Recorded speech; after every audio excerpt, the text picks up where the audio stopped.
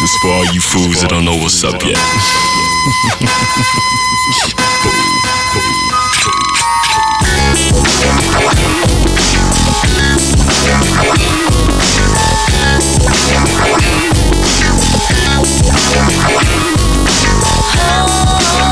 West, what's the deal? This is the Hub. And the Dub. Next Level Podcast. I'm BG Knocc. Red man, look. What's up, Red What's man? the deal, man? So look, man, we got a young soldier, man, from Denver, Colorado. As y'all see, I'm sporting the attire of what Cody's feels. like you from Alaska, my nigga. Yeah, but Denver out there is cold. But Denver out there is cold as a woman, right?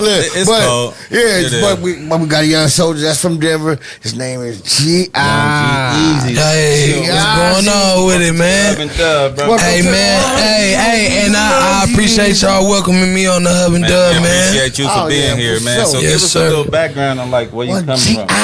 Well, I come from Denver, Colorado, like y'all said. Shouts out to Denver. Shouts out to Denver. You know, I got some star power in my bloodline too. You know. The star power. Let's get to the meat and bones. Yeah, you know, I'ma just get straight to it. Oh, man, like what's your star power? What you really saying? Like, Okay, well, shit, who you you know. part of?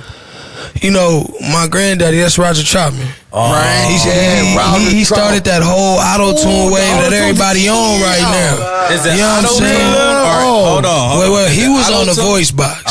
He was on a different machine. All right, then. But it turned into what it is.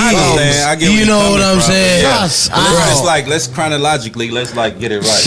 Right, you right. It's it's an actual instrument. Right. Yeah. So what is one of the songs that people would know? Yeah, I just give them the most popular song they gonna know for sure is Computer Love. Computer Love. What? For sure. You know when that song came out? I was probably like 13, 14. Man, I wasn't even here. I was in love with women that was too old. I was a twinkle in my daddy eye.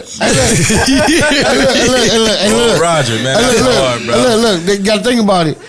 He the one first promoted computers. Oh, y'all thought about it. Computer Love. Look, think about it. I ain't gonna. He was ahead of his time. It's so powerful and it's so popular now. Computer Love, because of the song. I'm just saying, he should have got endorsed by Computer Love. He should have got endorsed by Computer Love. Apple, y'all better be paying right. Hey, Bill Gates need to pay my family. Only reason why I got a computer was because of Computer Love.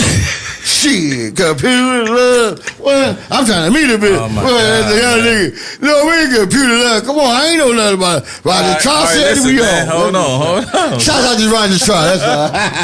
Yes, sir. Rest in peace. Shout out. Right? Grandson. Yes, sir. So how was it growing up with your grandpa?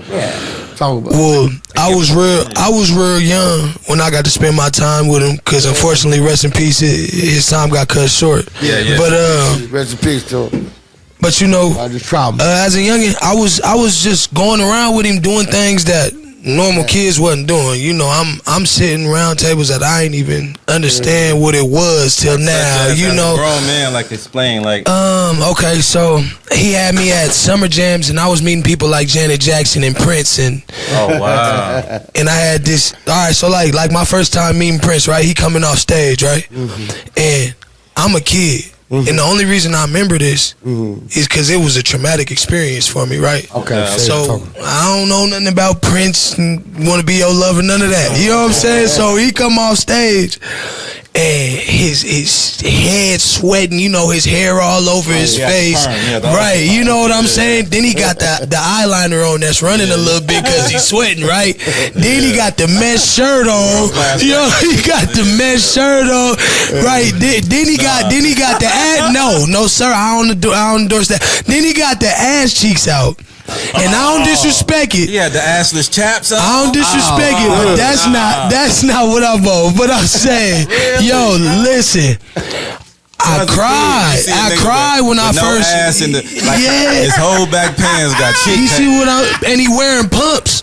Are you serious? You know what I'm saying? So he had the 6 inches. I think they was like 8.5 or something. They was stiletto. They was stilettish. They wasn't a stiletto. They was stiletto. Give us a year, like a what? Yeah, the pumps in the blouse. Then that was pumps in the blouse. It was the 80s or the 90s. The 80s or the 90s. It's crazy right now. This that was probably like 99. Oh, he was still wearing that in 99. What? That was like 99. I was in prison back then. Yeah, he was still doing his thing like that in 99. They call that androgyny. Look, androgynous. Y'all know what androgyny mean? No. Androgyny means like back in those days, it was niggas that was dressing like women. They almost looked effeminate. Well, fucking the hell out of them. They was killing. They had all the women in the world. Yeah, for sure. Yeah. So he had the assless straps on. And how old was you? And it had to be between 99 and 01. How old was you back then? Shit, I was probably about 6. 6, and you see a nigga with his whole cheeks out. Man, rest in peace, Prince, man. That's crazy. Yo, so when I see him, I start crying because I'm thinking and I'm saying to my mom, I'm like, he look like a girl. You know what I'm saying? He got the you can tell he a man. You know what I'm saying? Because he got the beard, he got the taco meat. You know what I'm saying? So I'm like, why he dressed like a girl? You know what I'm saying? That was just it's something I never forget. You know what I'm saying? Is all I want to know. No. My thing is, it was just the spawn of our culture. No, it wasn't. No. Think about it. Because back then, that wasn't our culture. No. I'm talking about back then where our older homies, our elder homies, they didn't wear assless pants, bro. No. I'm just they didn't have khakis on with the I'ma get this to Prince. I'ma get this to Prince. He was a wave starter. He stood out and he was innovative and creative. And he was a black man that we respect. You know what I'm saying? We gonna leave it at that. Rest in peace, Prince. Absolutely. That's a legend. You feel me? I understand that. My thing is what's don't stop me good close to the edge. They wear assless pants though. Well, they wearing tight shit that person's wearing. He might have had some influence. We'll give him that. Possibly. We'll give him that. All right, so listen, that's all. You know. No, I got you. So, what is some of your other memories from back then? Like, who are some other people you seen? Okay, now the Janet Jackson thing, I had to bring that up. Janet. So I remember that because that was like my first whooping that I could remember because I know I embarrassed the hell out of my mama. So when I was a kid, from what they tell me, I had like an infatuation with titties. I used to love, like I wanted all the women with the titties to pick me. Yeah, a young one though, you know. So hold on. Let me ask you this. Get some milk? Hold on. Let me tell y'all this. This is the first young cat that seen Janet Jackson titty, right? This is what we call it. Man, listen, I pulled the titty out before Justin. You know what I'm saying? Wait. So look. So listen, man. So when I'm young, they passed me, and this is from what I'm told. I don't remember what happened. I remember that whooping. So look, I'm told I got handed to Janet to hold me. We backstage somewhere. My granddaddy doing his little thing. He used to be like a comedian, had the whole show, everybody laughing back there. So they doing their thing. He hold me. He used to do this little Donald Duck voice I used to love. But anyway, he passed me to Janet, I guess, from what they said. And, you know, I'm just on the titties, and I grabbed the titties, and I pulled the shirt, and I ripped the little titty out, and my mama was so hot. Michael come out and be like, that's what turned him white. But nah, it was crazy. Just imagine. You was a mannish little nigga then. Hey, you feel me? Man, bro, I don't know what I was on. I don't know what I was on. Janet titties is the same today. They still got a little juice. I know I'm still the same type of nigga today. No, bullshit. I'm playing. I can believe it. Hey, Johnny. So look, man. So Johnny gonna have how did it feel growing up as the son of Roger Troutman, bro? Like grandson of Roger Troutman. Like, what was you thinking growing up? Like, did you know how famous he was? Like, nah, I didn't understand none of that at the time. It all seemed regular to me. Okay, let me ask you this then.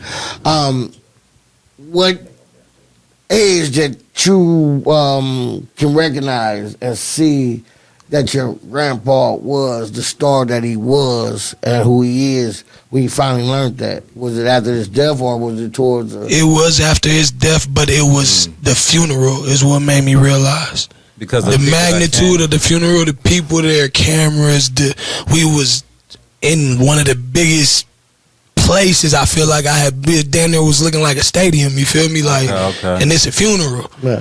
What city was it when they had his funeral? That was, I want to say, Dayton, Ohio. In Dayton? That they did it in. They did it in like the biggest building in Dayton type. You know what I'm saying? Okay. And it was like people that ain't even supposed to be in Dayton. You know what I'm saying? Stars and all type of shit. It was crazy. So, hey, so towards as you growing up and seeing, like you say, that Janet Jackson titties and all that other shit. Yeah. Did you know that you was as growing up that age? Did you know that you was more privileged than anything towards of entering and seeing? Did you?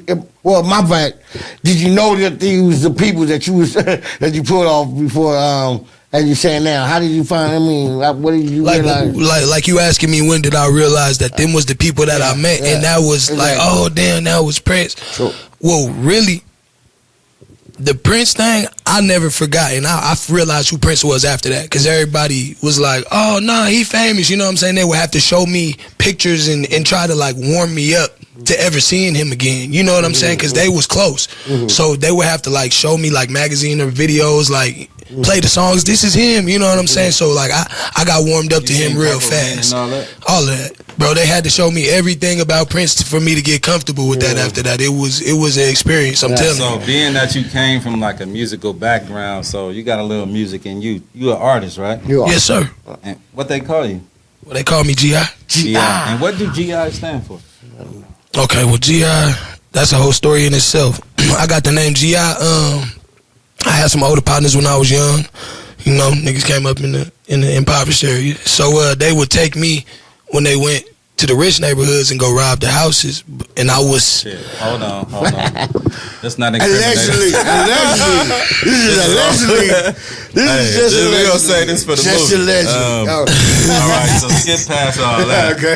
All right, so some older people... They would take me to go make some house calls. Okay. You was like a newspaper, like a paper boy. Yeah. They would just say house calls. You could see, you can paint the picture yourself. But when they took me to do these house calls, the said houses would have doggy doors, and I was the smallest and youngest person that could fit through them. And I crawled through them, and when I crawled through, you went in there. Like, what if it was a rock wall? Then I would have been messed. I don't think I would have been fucked up. I don't think that was their concern. I don't think that was their concern.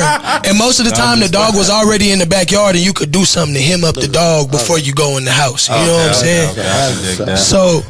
And a lot of times the dogs, little dogs, where you could just deal with it real quick. You could just pick that motherfucker up and do something with him real quick. You know what I'm saying? Shut this motherfucker up. Go hold the nozzle, what you call that motherfucker? The muzzle, the mouth of that motherfucker. But yeah, so when I crawl in, you know, they say I look like an army man. They used to call me G.I. It was a funny joke. G.I. Joe.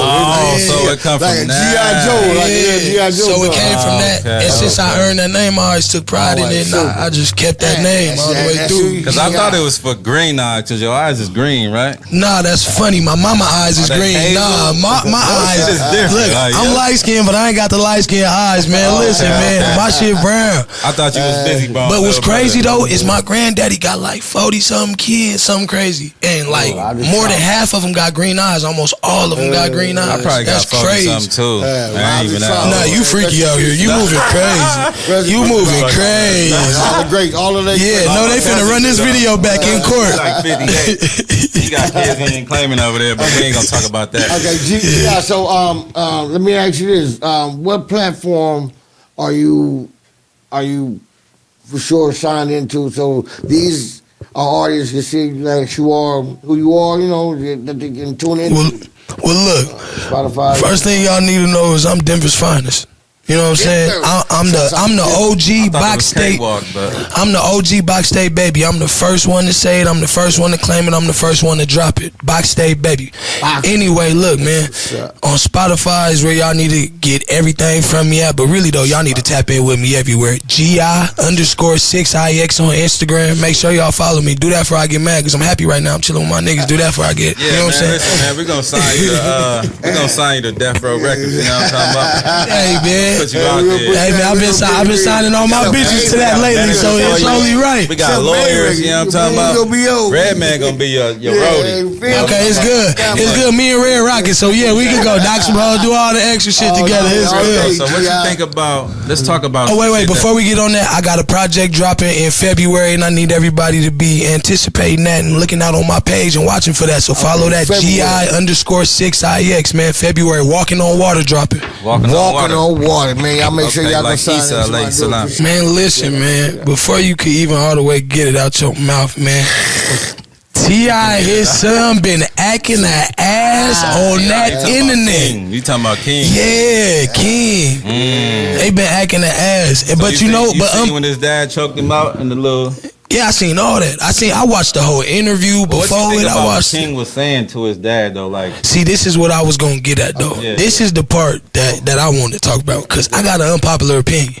Okay. I feel like King is really misunderstood though. Like I honestly feel like I'm not saying nothing right or nothing wrong about it. This is just me objectively speaking from the outside. It's a light-skinned opinion, in other words. Nah. And I know if I met that nigga, we had that light-skinned connection. No, I'm glad. But look, so listen. So I think that he kind of misunderstood, because I think that he a rich kid that came up having access to a lot of things that the average person doesn't have access to. You know what I'm saying? As far as resources, stars, meeting people, money, you know what I'm saying? Like, and I think he wanted to have the life of the regular kid with the same type of resources and advantages he had as a rich kid, but he wanted to have the life, like he wanted to be able to go play football and basketball with little kids, like he said and shit. Right, he wanted to grow up like us, but still be able to be a rich nigga. Because I mean, I don't know him personally, but it don't seem like he worked that hard. But the way that he brag and seem entitled about his bread, what I see from him is like he didn't get the love from his dad that he probably really wanted. I think his dad was too busy to be in his life to where like he didn't get that attention. And then your name is King, like you the only kid that got the name King, and King is that's damn near, and it's damn near named after him. Exactly. The way that he carry his self, right. You know what I mean? So that's what I kind of see is like. I think his dad not really getting to the issue with him. I think it's more to it than what you're saying. I think it's something deeper that like only kids can express to parents, because it's like once you become a parent, you kind of lose sight of what it is to be a kid. And kids have different issues than grown folks. You know what I'm saying? And it's that's like true. If you don't sit down and talk with your kid and try to figure out like what's really bothering him. And being that you tip, you know what I'm saying, you super rich, like you ain't got time for that. He can't really get down to the real root of the issue though, for real. Exactly. Right. That's what I see. Okay, well on my opinion is I feel that just being a father in itself, and for him to be a father, to be there in attentive mode, he done his job. As you know what I mean, it's just the part of, okay, young cat is just trying to hold up to the legacy of his father, what he has done, and trying to be gangster, and never experienced the gangsterism that is sprung, that his daddy has spawned and represent. So in the sense of trying to be gangster, this is what he's trying to be, and not knowing that. Even though his daddy, this is the only reason why his daddy elevated to the level of superiority in the rap game, just so he can avoid that. But things, he's taking it how it is, as a kid does, and he's trying to represent it and getting over his head, and he's not, but. This is a lifestyle. This is what everybody. I mean, every kid want that. He taking it too far. You're saying, but I think I heard you. Well, if you can't understand what I'm saying, then I got what you're saying, bro. Well, I mean, because my thing is, if you, as a child, as being privileged, and he trying to be, as his daddy, trying to represent his daddy, and trying to be what his daddy was. And a lot of times, like so kids, like a lot of times it'd be like a separation from generations. You know what I'm saying? And a lot of times, like kids hear all these tales of their parents, and they don't see the same person from the stories that they hear. You know what I'm saying? And a lot of times it might influence them to want to grow up and be just like that. Exactly. But you're privileged. You know what I'm saying? And like your parent put all that work in to make sure you didn't go through the same thing that they went through. You know what I mean? So it's like a separation. You know? And that's what I meant. You know? Yeah. I told you. Tell him I know Ebonics, my nigga. I know Ebonics. Hey, you deciphered the hell out there. And listen, hey, on that note, listen, y'all, mental health is important, man. Hey, free your mind, free yourself. I appreciate you, Red Man. Hey. I appreciate you. G.I., you my nigga. Thank you, Hub and Dub, for having me. Hit him, man, every contact, man, every aspect, Spotify, whatever he's at, man, G.I. Check me out.